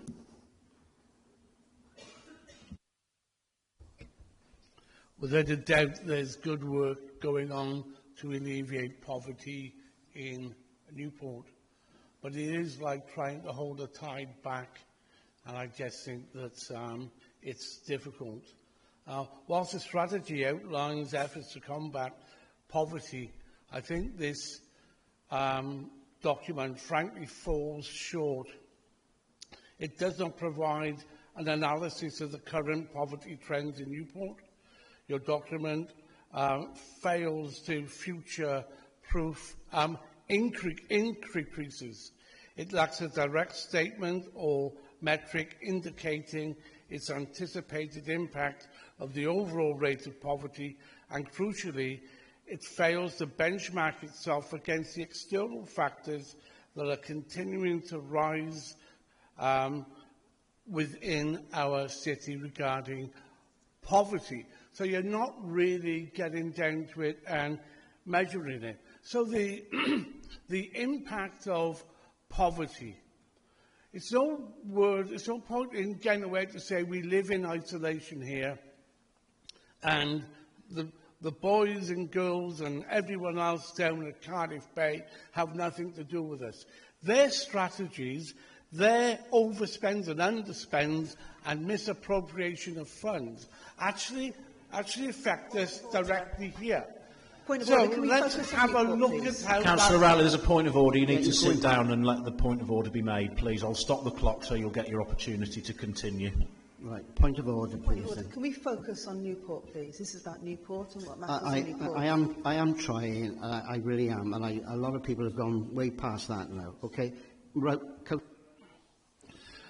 Thank you. Since 2020 to the present date, 155,500,000 of unspent money that could have come to Newport was sent back. It was earmarked for Newport, and they sent it back. Councillor Rheoli'r, please sit down. Please sit down. Okay, why? Because we're talking about Newport now, right? I am. Because the presiding members asked you to sit down, Councillor Rheoli'r. If I could just, on the various points of order, if I could just ask members to try to confine their comments to matters which this council has control over on both sides of the discussion, please. Thank you. It's getting very difficult. Can I just clarify something then? Okay, so in this report, there are references, theme 2, deliver effective services, participate in the pilot run by Welsh Government, how will it be delivered, the Welsh Government to fund the custom software. So are you saying that by mentioning the Welsh Government and funding things like that, then we shouldn't be talking about this in the strategy? I would suggest you need to link your comment or make your comments on the theme of how that links to what this council is doing. Your comments before, Councillor Evans, were direct criticisms of the Welsh Government. If you've got some comment to make about how this council is interacting with the Welsh Government, then that's another matter entirely. But simply to give a bare criticism of the Welsh Government, that's not something that this council's got any jurisdiction over, is it? Well, when it comes to funding, Heddlu and presiding member, you know, there are references throughout this document about Welsh Government strategies, about funding, and so this is what we're basically... You've had 2 bites of the cherry on that now, okay? I haven't finished. Right, we'll keep it... well, okay, we'll make sure you keep it to the point of being asked, okay? So if Newport had been given, if it had the opportunity, and it had been given, its percentage of £155 million that was sent back to the British government up in Westminster, we would have more money What's the point? to spend Sit down. here Point, in Newport. Excuse me. Point of order. Point of order. This is still focusing on Welsh Government and Welsh Government spend, not what's happening in Newport and the grants allocated. Exactly. We cannot do anything about it links to funding to Newport, so I think he should be allowed to continue to make his point. If an affection you put in that way. Councillor Rheoli'r. Thank you. I shall endeavour to get through without any further interruptions, hopefully.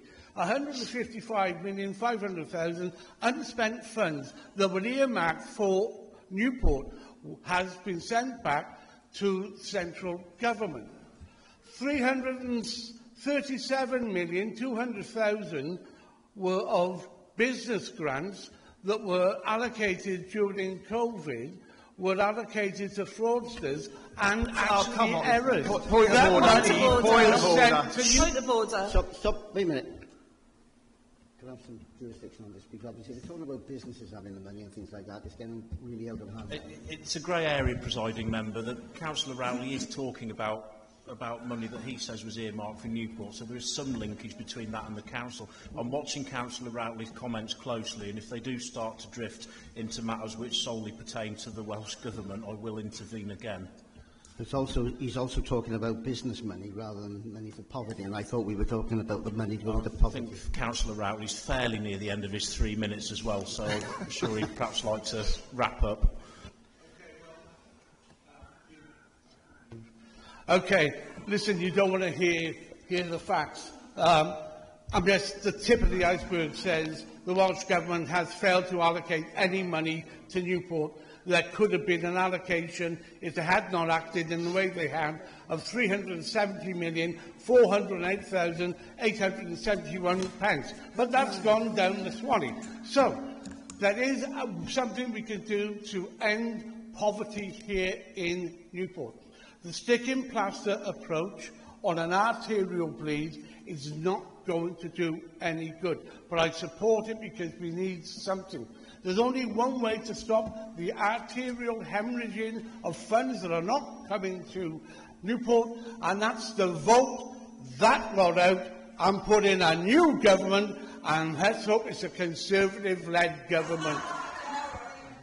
You were pointing then to the Liswerry councillors, you know that, behind you.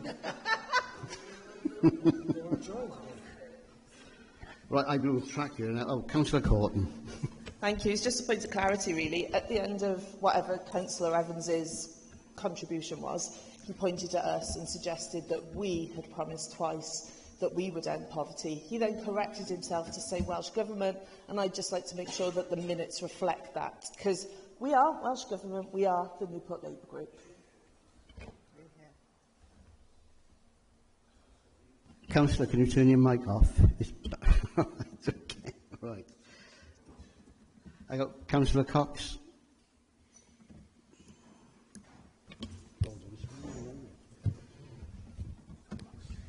I'm delighted to support this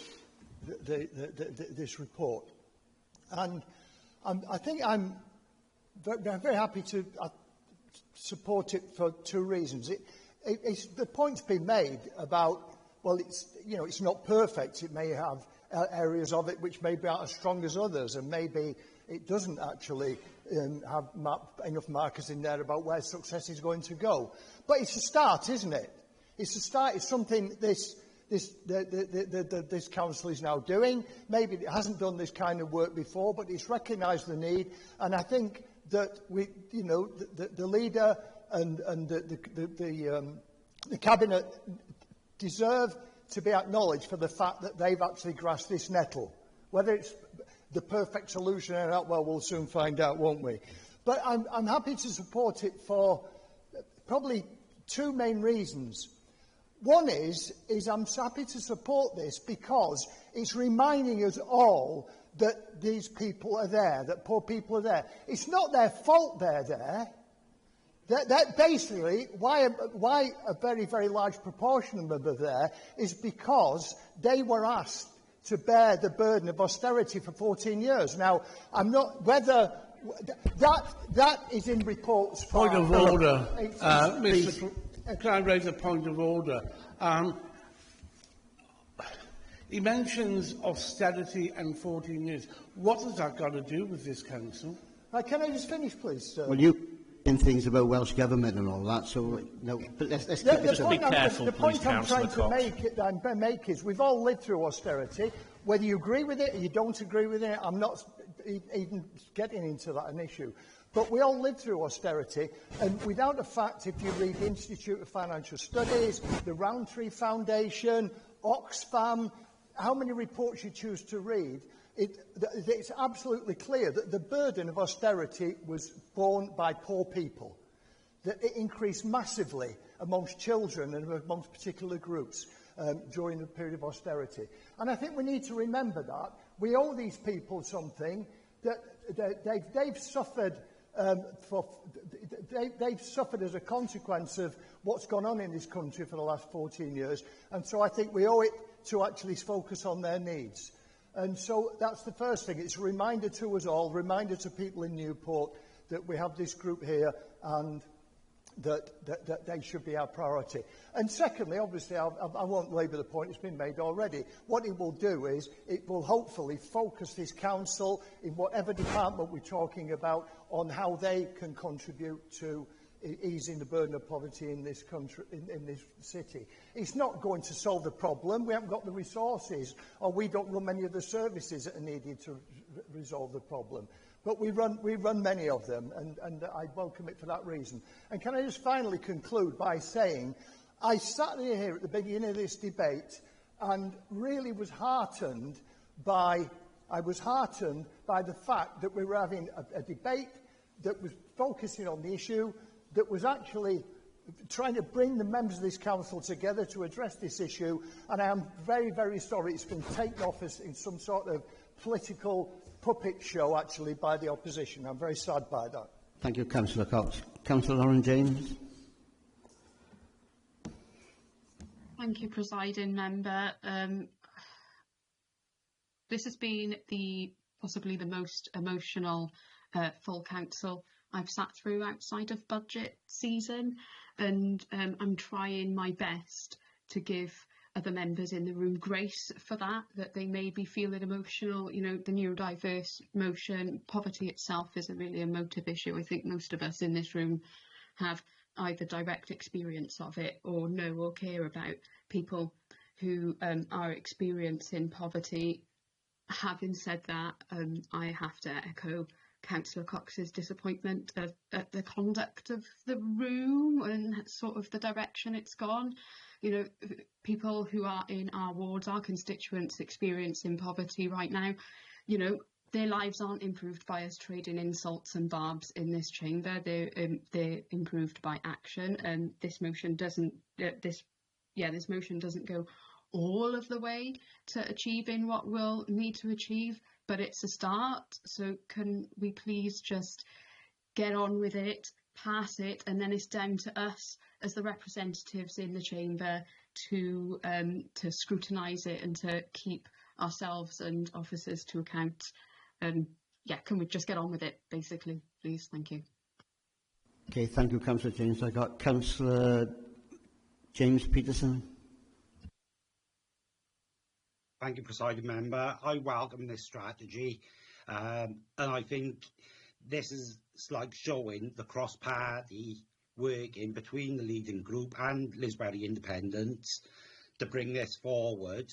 And this is early stages. It's likely to be failures, but we can monitor that, correct them as we go forward, and we can grow it as and when it's needed. We've seen poverty in our ward, the same as every other ward. And I think it's like when we start talking politically about what's going on in the rest of Britain and different governments, it just distracts from what we can do, which is quite novel, and working as a whole council from a grassroots level. Thank you. Thank you. Councillor Hyrwyddo, you did have your hand up. Sorry about that. Thank you, Presiding Member. Well, I'm really surprised this evening. I looked at the agenda and I thought, well, this is going to be non-controversial. Can't stir up any hate, any political bias. Oh dear, I was surprised. I've been involved with poverty alleviation, and before anyone says I didn't make a very good job of it, since 1981, slimmed down at Llanwern. I was based in Caldicot at the time, but I had a great deal to do with Underwood. Parts of this city have experienced poverty, not because they've suddenly got poorer, because economic developments have happened which has moved income away from one part of the city, sometimes to no parts of the city, but oftentimes it's moved to the outskirts. I'm a Pill boy.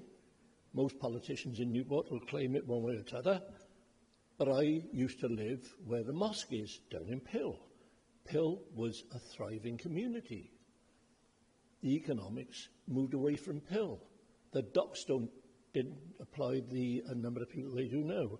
The bottom part of my St Julian's ward, if you go above the Old Town Bridge, that was a large timber importing area, and all of East Usk was built on the back of that. If you go further across into Barnet Town, which crosses over into Victoria, they were truly shambles until Barnet developed the area. So all of these things have meant that people have been trapped in poverty. They haven't gone into poverty. The poverty has come from the other area. But we've got a 3-year strategy now based on this report we received this evening. Now, when it came to Strategy Committee, we were so insistent that it produced results this time because we're going to throw a fortune in officer time at this issue. And we've insisted at Strategy that we receive a report next year and the year after, and then we'll have a turn of council, so what happens after that happens after that. Newport is rebuilding, and hopefully our children will see the benefit of it. It'll be a much stronger city, we hope. It'll be a much more equal city, we hope. And everything the Labour group brings here is for the benefit of the people of Newport. It doesn't benefit us. In fact, it'll probably cost us things we would prefer to do. Somebody said that the policy falls short. Of course the policy falls short. And if the leader had a couple of noughts to add to that 0.5 million, we could make an impact a bit quicker. But this is the way we're going, and this is what I would ask everybody to support this evening without further argument. Thank you. Thank you, Councillor Heddlu. I don't think there's only... Oh, sorry, Councillor James Clark. I got almost mixed up. Yeah, just mention a few things, really. And, you know, I have respect for Councillor Evans and Councillor Rheoli'r, but today I am disappointed. I'm just disappointed. I won't go into it because this isn't the arena. And you know, Welsh government as well, and Cardiff Bay, and I could come back and PPI and all that sort of, how much billions were lost. But I'm not going to lower myself to that. But I want today to be remembered. It is not about what we heard from Councillor Rheoli'r and Councillor Evans. I want it to be remembered what we heard from Councillor Mark Howells about the working together with Councillor Hughes. I want it to be remembered for Councillor Lauren James saying, let's get on with this, is important. I want it to be remembered for Councillor James Peterson to say, actually, this is a good thing to do. Because I don't want tomorrow's headline to be some political strand which really is not about what has been discussed today. What Councillor Rheoli'r mentioned on numerous occasions was the Welsh Government, Cardiff Bay. What Councillor Howells mentioned, what Councillor Hughes mentioned, what Councillor James mentioned, and what Councillor Cox mentioned was the word people and residents. And that is what this is about. No political stance, no political headlines for tomorrow, no blogs on Facebook pages. This is about the people and residents of Newport. And the leader has led on this, Councillor Hughes has led on this, Councillor Howells has led on this, and I don't want that missed tomorrow. for some political stance, which we've heard millions of times, and I will not lower myself today to that. I just want to make that clear. Thank you, Councillor Clark. Right, Councillor Davis. Sorry, Councillor Cleverly. Thank you, Presiding Officer. I fully support this motion. After helping to run out Betty's Food Bank for the past 8 years, you can imagine the amount of residents we get through outdoors, and I support them every week I am there. And the stories you hear is unbelievable. I really support this motion. Thank you. Thank you, Councillor Cleverly. Seconded. I thought you were seconded. Sorry, I can't hear you. I decline my right. I gave way to my right to speak because I'd already spoken forcefully on the matter in Cabinet last week. Right. Okay then. Right. We move to the vote then, please. Sorry, Councillor Hughes, you've got to sum up if you want. I think I'm going to stick to Councillor Clark's theme, really. I could sit here all night and throw things back. But I think, you know, the bottom line really for me is this is what happens after 14 years of austerity and if you cut money back from public services. And the first person to lose when you cut money back are the public services. The top of that list who loses are people. And that's what we're seeing. Now that money is slowly starting to trickle back, we're seeing roads fixed, we're seeing things done. So we've got some, you know, a really strong investment in this now that we can give it a go. And I think I agree completely with Councillor Clark in the sense of we nearly got there, didn't we, as a council tonight? We had a really positive vibe going on, if you can say that, in the sense that if we're going to deal with these problems, the way we're going to deal with it is working together across the board. And I think we've got grown-up politicians in the corner there that we will work with. And anybody who's interested in trying to deal with one of these biggest problems we've got can come and join. We'll work with them. We'll listen to what they've got to say. And that's grown-up politics. This is the biggest problem we've probably got in the UK, not in Newport. We've got a huge disparity between the rich and poor. We've got billionaires making far more billions, and we're not. So we're getting to a stage now where what we've got to do, and it's a simple answer, we've got to break cycles. We've got to break the cycles that keep these young children in poverty. So we're going to do that. We're going to give it a good go. We're not going to answer all the questions. We're not going to get all the answers, but we're going to give it a good go. And I think the report does say plenty about the starting stages of what's going to be a long process, I'm sure. But at least we've started it, and we can start it now, because things are changing in politics. And that's the bottom line for us, really. So we're on our way. Anybody who wants to contribute to that, more than welcome to. But it's not a slanging match. We've got to work together on this as a community, and we've got to work together as a council. So thank you. Thank you, Councillor Hughes. I see Councillor Aliwami has his hand up. Unless it's a point of order, the mover of the proposer have already spoken. It is a point of order, Mr. Presiding Member, and I expected you to correct it. People are talking about a motion here. I think the last councillor who said so was Councillor, sorry now, it escaped me, but just before the last speaker summed up, it's not a motion, is it? It's a report before us. And I expected you to correct that, actually. So it is a point of order. Yeah. So can you clarify for us, please? It is a report before us as members and not a motion. Yeah. Thank you. Well, it's anti-poverty. Well, it's a report that contains a motion. We'll note that, Councillor Almirami. Sorry? I said it's a report that contains a motion which has been put to Council, and we'll note your comments, Councillor Al-Nuami. Yeah, but it's a report, isn't it? Yeah. Thank okay, you. right. We move to the vote then, please. All those in favour? Those online, please put your cameras on.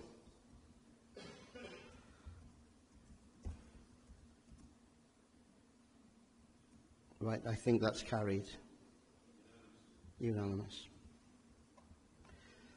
Thank you. Right, we move on now to the annual safeguarding report. Councillor Lacey. Thank you, Presiding Member. So this report is an evaluation of how well the local authority is meeting its safeguarding responsibilities for both children and adults at risk in Newport. The Corporate Safeguarding Report policy outlines the safeguarding duties of every council service and ensures practices are in place to protect individuals from harm, abuse and neglect. It describes how we monitor and ensure these duties are being met effectively.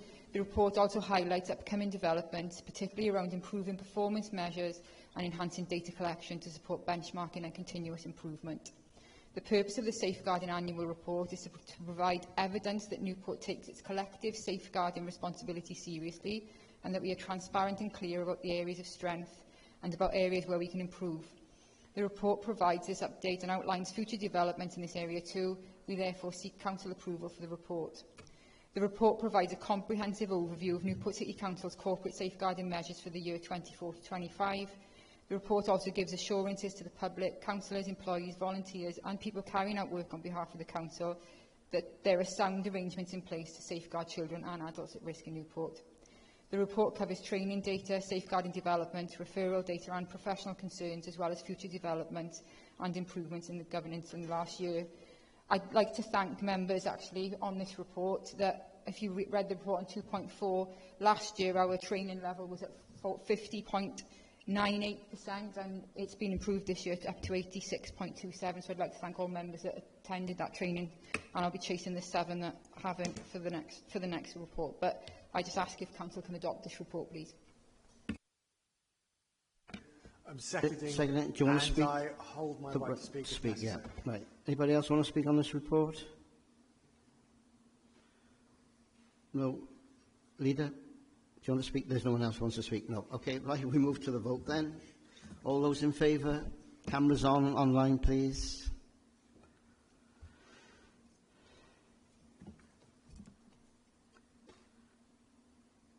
Put your hands down in the chamber if people online could just keep theirs on a moment.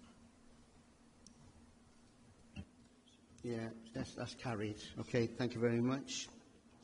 We move on now to item 9, which is affordable housing prospectus. Councillor Adam. Presiding Member, could I just declare an interest at this stage? I work in housing in the city. Thanks. Okay, right, noted. Thank you. Thank you, Presiding Member.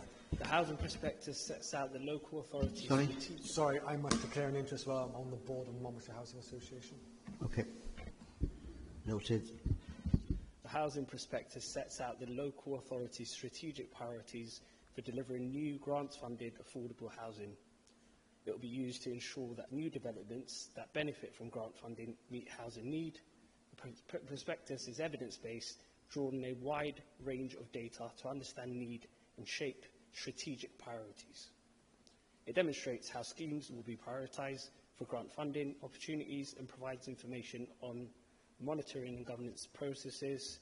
I ask that Council consider approving the draft housing prospectus report so it can be submitted to the Welsh Government for approval.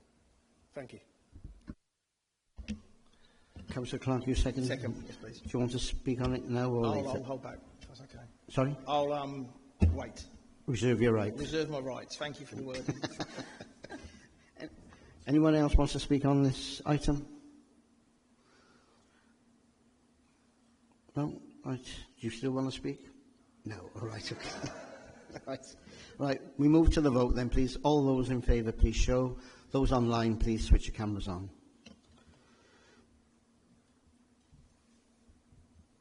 Put your hands down in the chamber. Yeah, that's carried. Yeah, that's carried for. Thank you very much indeed. We move on to item 10 now, the annual scrutiny report presented by Councillor Rheoli'r. Thank you, Mr. Presiding Officer. I'm pleased to present the 24-25 Scrutiny Annual Report to the Council. Scrutiny was introduced by the Local Government Act 2000, creating separate cabinet and scrutiny functions in local authorities. The Act requires scrutiny to report annually to the Council on the work that is carried out in the last 12 months. Since the introduction of the Wellbeing and Future Generation Act, Scrutiny has also had a statutory role to scrutinise the work of the public service boards. The underlying principle of scrutiny is to ensure that the decision-making process is open, accountable and transparent. The purpose of this report is to appraise the Council and other interested parties of the role that scrutiny committees and their work during the last year. The report highlights the important work carried out by scrutiny during this period. Action plans for the reporting period were completed and have improved the scrutiny function. Future actions seek the continuation of this improvement and to fully engage stakeholders at every level in local democracy. Scrutiny in Newport is currently made up of 4 committees: performance, committees for people, places and corporate partnership, and the Overview Scrutiny Management Committee, which I chair. I look forward to chairing the Overview and Scrutiny Management Committee for the remainder of this municipal year, working alongside committee members to ensure we provide an objective and productive challenge to the decisions of the local authority. I would like to take this opportunity to thank my scrutiny colleagues and Cabinet members, officers of the local authority and partners for their continued support. Thank you, Mr. Presiding Officer. Thank you, Councillor Rheoli'r. Councillor Rheoli'r, seconded. Yes, it's my great pleasure to second this. Thank you. Right. We vote on that report then, please. For all those in favour, please show. Those online, switch your cameras on.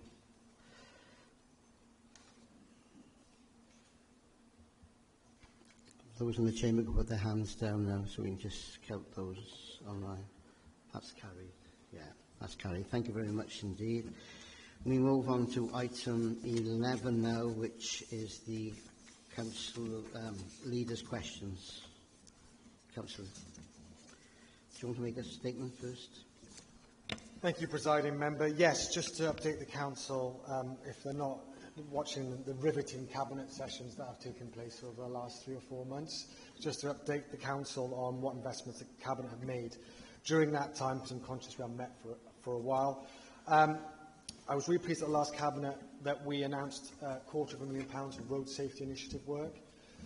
I've heard many residents, Councillor Spencer, Councillor Pym and Councillor Davis, particularly around Burbank Avenue, but I know many other councillors have approached me about various issues of safety in roads in their area, and it became very clear to me that the process of applying for grants through the system that's set up through the Welsh Government is overly bureaucratic, and we can circumvent some of that by announcing money ourselves to help deliver safer roads across the city. So I'm really, really pleased to announce that money. This is on top, just to be clear, it's on top of the extra £6.6 million we've announced to resurface our roads across the city centre, which will the city, including Malpas Road, Newport Bridge, Lighthouse Road, Chepstow Road and Cullinan Road, and many other roads to resurface. As well as this week, I'm really pleased on our commitment, and I was told on Facebook several times that this would never happen, that the street lights, every other street light, will be switched back on between 12 a.m, not p.m, which is often a mistake I make as well as others, and 6 a.m.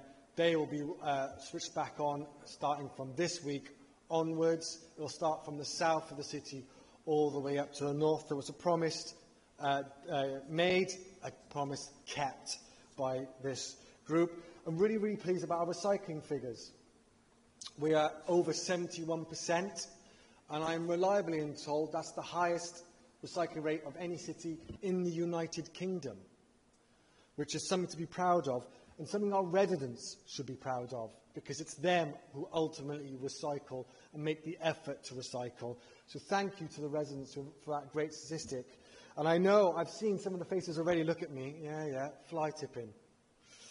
So on that as well, on fly tipping, because I know it's a big issue in many areas, we are cracking down on fly tipping. In the last past 12 months, we've issued 313 fixed penalty notices, many of whom are not from the city area, so it's other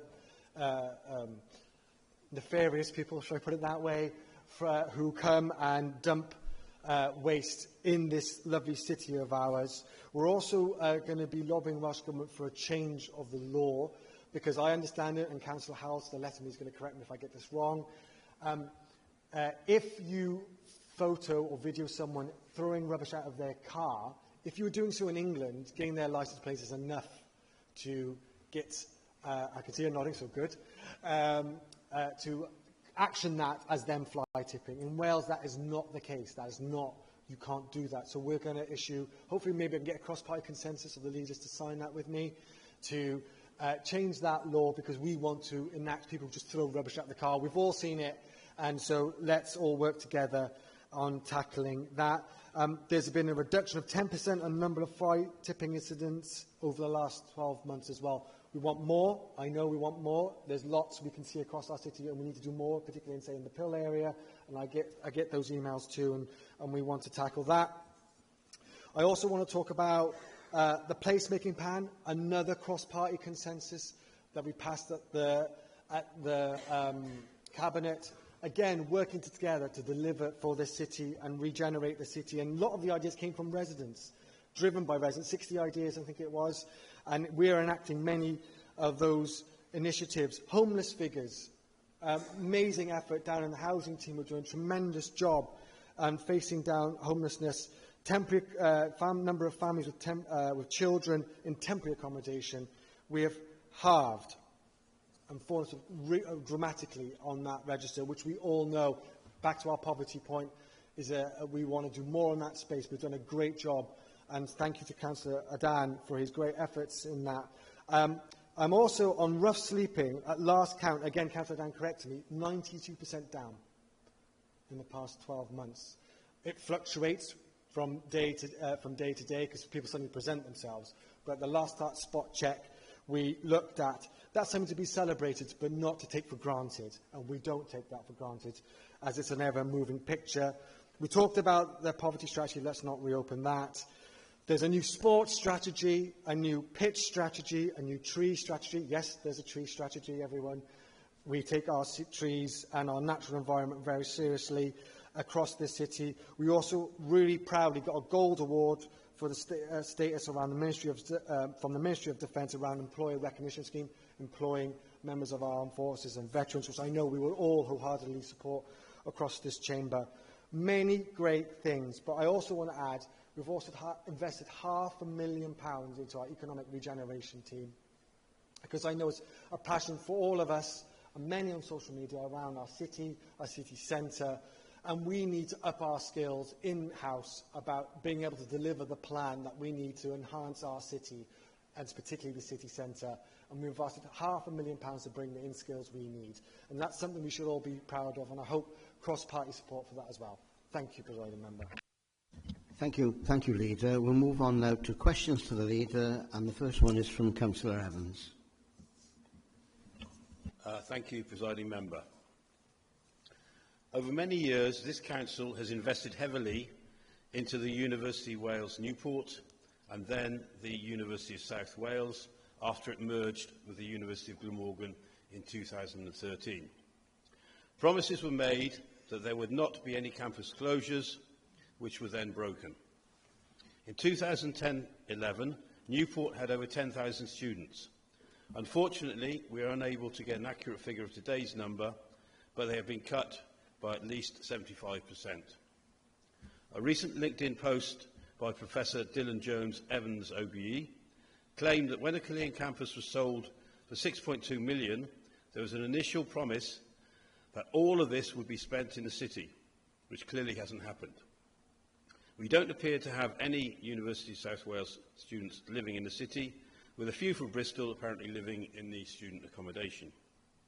Now that the university is unable to physically expand, as previously promised, what has the Leader of the Council already done, and what else does he intend to do to ensure that this much-needed investment in the city centre materialises and that our residential student numbers increase? Thank you, Councillor Evans, for that question. I've met the Chancellor and the Vice-Chancellor of the university twice, and we had some good discussions. The past was mentioned, and Councillor Evans mentions the past around what promises were made at that time, and we were discussing the future current status and the future status. And they were honest, robust questions and discussions. And honestly, the university sector is in real trouble. Not just the University of South Wales. You can see it in Aberystwyth. Cardiff, I think, announced some redundancies, or they might have scaled some of them back. But if the thrust of the question is about investment, I think if we're all being candid with each other, not just in Wales, but across England, the higher education of universities are facing a financial crisis. And to get them to commit when they have no contractual obligation, as I understand, as I'm advised by officers, to commit that money here or elsewhere for that matter. I can also raise those matters directly with them next time I meet them, but I wouldn't hold our breath on that. Thank you. Contractual obligations, and I know we're talking about the past, but it's quite important because it was our money, is our money. In 2018, an outline hybrid application from the university for the former Killeen campus contained a summary of a letter from Alder King Property Consultants. This makes reference to a high-level strategic outline case and memorandum of understanding between the Council, University of South Wales and Coleg Gwent. And a Council press release at the time said, the agreement includes the aim that the Newport Knowledge Quarter will act as a beacon to lift educational aspiration, encouraging further and higher education participation in Newport and across South East Wales. And the application goes on to state, which is 7.3.3, if you're interested, the applicants have confirmed that the capital requirements of the project will be supported by receipts from the disposal of the Killeen campus. This is the public document.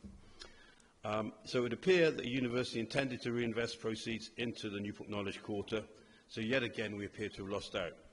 Apparently they have spent £3.2 million in Newport, but that still leaves a shortfall of £3 million. And if you compare that to the £40 million they've just spent on a building in Treforest, it's a pittance. Now, you know, this isn't a political point. I've constantly been frustrated by their actions. I know they're struggling at the moment, but the point of this original thing was they haven't always been struggling.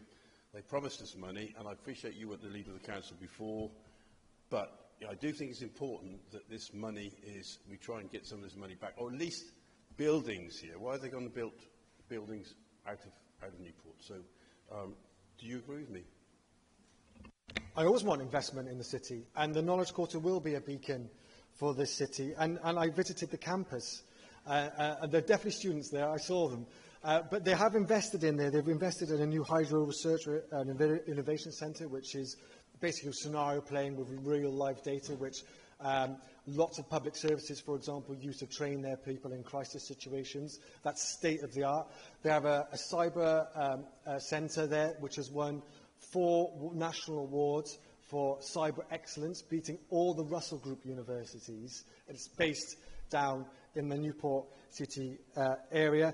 And they also have many other amazing programmes down there, including some of the business courses.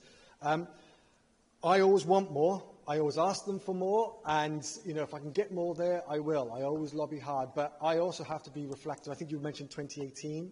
You know, the pandemic has had a massive consequence on many, particularly higher education. I'm not going to sit here and promise. I will always ask. I always want more in Newport. I want more in the Newport City Centre. But I also have to reflect the reality of higher education has been absolutely decimated since the COVID pandemic. But I'm always willing to have those conversations with them. Thank you, Leader. We move on now to next question is from Councillor Rheoli'r.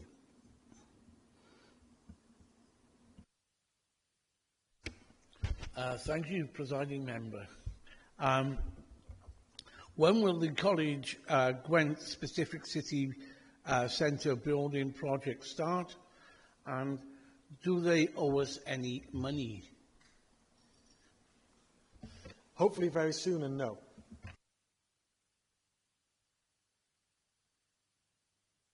That was short and sweet then, wasn't it? Oh, I shouldn't have said that, should I? Right. Yeah, I'm glad that that has been cleared up. When did they repay the outstanding bill? Do you have that information? I do not have that information, but I'm happy to provide that. This is in relation to any money in relation to the city centre building project. Are you referring to another bill? Okay. I don't have that to my hand, but I will supply Councillor Attlee with that information. Thank you, Councillor Leader. There was another question from Councillor Reeks. Obviously, he's not here, but he's happy for a written response, and my suggestion is that that response is sent to all members anyway. Okay, with that now, I think that's the end, and I think the next meeting now is the 23rd of September. Have a great summer. We've had a good summer so far anyway, haven't we, really? Too hot in places. And if, like me, I'm going home and I'm going to hit that bottle of wine in that fridge. Thank you very much, everyone.